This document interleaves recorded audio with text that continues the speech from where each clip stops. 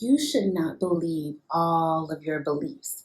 That's kind of what this current transit, the moon right now is in Sagittarius at 25 degrees, and it's also conjunct, that means together with. It's also together with the South Node in Sagittarius at 29 degrees. So this whole theme of revisiting your ideals and beliefs are the key. And this is like a really short transit because it's something that I was reflecting on in my moon journaling, and the moon is going to be moving into Capricorn tonight at 12:48 a.m. my time, which is Easter. So hopefully you catch this in time to kind of like use the energy and reflect on it.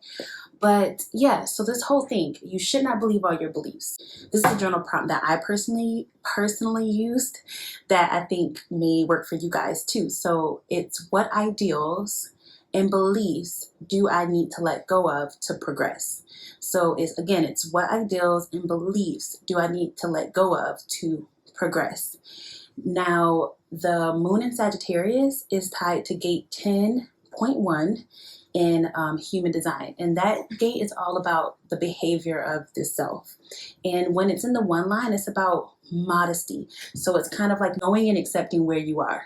Not like overinflating your ego or underinflating your ego, kind of having that clear vision of where you are. So that's kind of what the moon is asking us in Sagittarius. And then the South Node, which is all about letting things go or kind of where you feel comfortable. This is in gate 11.3, and the gate 11 is all about your ideals, again, your beliefs. And it being in line 3, it's all about us understanding that ideals are fluid, like they come and they go. And this is a good time for us to be real on what ideals that we need to implement and what ideals that, maybe for somebody else. And if you have an open head and open ajna, this could be something too. It's like you always think someone's like stealing your ideals and different other things. And when you're really like a receptor, picking up all these inspirations from the outside. So like knowing that most of the time these ideals are not even yours. So like when you do think of things, which ideals like do you keep gravitating to that feel authentic to you? So this whole transit is like revisiting your ideals and your beliefs, and depending on your rising sign, tell you kind of what area you need to like think about your beliefs and your ideals in. So I'm going to tell you guys about my rising sign because I'm Pisces rising, and this puts this energy in the 10th house. So today has been like all about thinking about my legacy, my reputation, my career, me being authentic, and thinking about like what things are not working, which ideals are not working, what themes are not working for me. And so today I really spent a lot of time in my Pisces zone contemplating, resonating, and like realizing that one of my biggest problems is going outward. I'm really good at the things that people kind of struggle with. So I'm really good at hustling down, knocking out tasks, knocking out projects. Really, that yang energy that everyone thinks about, like getting things done, that's so me. And my work really is to go inward. I'm a Pisces sun, Pisces rising, Pisces north node. I have a ton of Capricorn energy in my 11th house. And in order for me to be a leader, I need to understand self first. So my work is more inward. Like, who am I? What do I want? What are my goals? My sun is in 55.6. So it's the selfishness about me figuring out what I want. And then in turn, I can help others. But that's the hard work that I have to do. Some of you guys are probably thinking like, that's so easy. I wish that was my personal mission. But that's for me, and that's Pisces rising. This energy is going to pop up for you in your 10th house. So this is my reflection of it when I do my moon journaling. It's like a bunch of scribble scrabble stuff because I'm open head, open ajna. So for me, it has kind of allowed me to let go of the outward motion and like learn that my work is more inward. And then when I go inward first, the results are more of like in favor for what I want, and in turn contributes to society. So that was my reflection of this energy.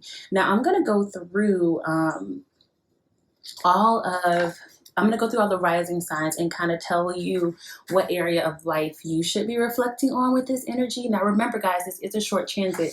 Again, it moved the moon will move in Capricorn at 12:48 a.m. So hopefully you see this before it moves. And if not, like, it's still something to contemplate and think about. So if you have Aries rising, this energy is in your 9th house. And Aries in the 9th house is really the area where beliefs and the law and higher education, it's like that's that realm, that's the area of life that you want to focus on. So since this whole thing is about beliefs, this is a good area to like what beliefs are really like beliefs in general, ideals in general that are holding you back, right? So since this is in the 9th house, think about higher education, like are you like stuck in like master degrees or something different, other things, what's happening in that area of life. And if you're Taurus, it's the 8th house. So the 8th house is more of like psychology and other people's money and kind of sexuality. The 8th house is a little complex, but you're thinking about what things need to be let go in that area. And if you're Gemini rising, it's the 7th house. So it's one-on-one relationships, personally, business, marriage, one-on-one friendships, what needs to let go. And I'm telling you guys like really general things. If you have any questions, like drop a comment and I'll be more than happy to help you go a little deeper. If it's Cancer, it's the 6th house. So what daily routines, daily work habits, relationships with coworkers, or if you're a boss, your relationship with your team, kind of what can you, like your service piece, what can you, things and ideals and beliefs can you let go of? And to progress forward. That's the whole ideal. And if you're Leo rising, you're looking at more of your creativity, your self-expression. If you have children, like what things and ideals can help your relationship with them get better, or even your romantic life, right? So this is the 5th house. Virgo, you're in the 4th house, so you're analyzing your home, your family, your roots, psychology, like your mind, like what things in your home life, what belief systems are holding you back, what can you let go of.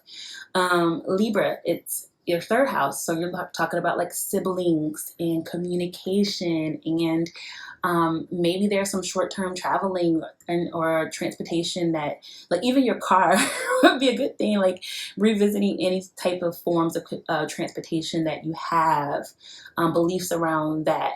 That's for Libra rising. If you're Scorpio rising, it is your 2nd house. So this house is all about your self-worth, your value, your money, like how are you handling your resources? What are your beliefs around money? What are your beliefs about your self-worth? Sagittarius rising, this is like in your 1st house. This is all your energy. So you're thinking about yourself, your personality, the mask that you put on for us in the world, right?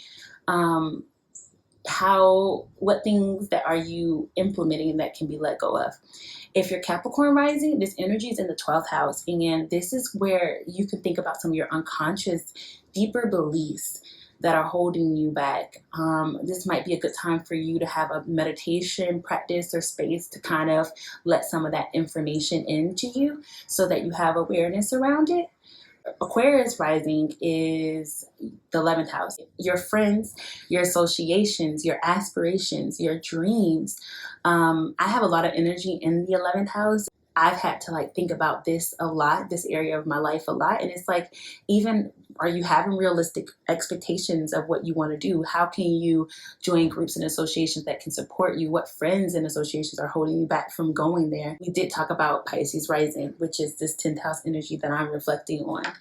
So again, guys, this is a short transit and it is all about your ideals and your beliefs and what you can let go of, what's not working anymore. Importance I was telling you about moon journaling, because you're able to have like prompts and give yourself things to think about that are in line with the universal energy that we're all experiencing, and give you a little bit of more information of my process of following the moon and why I do it.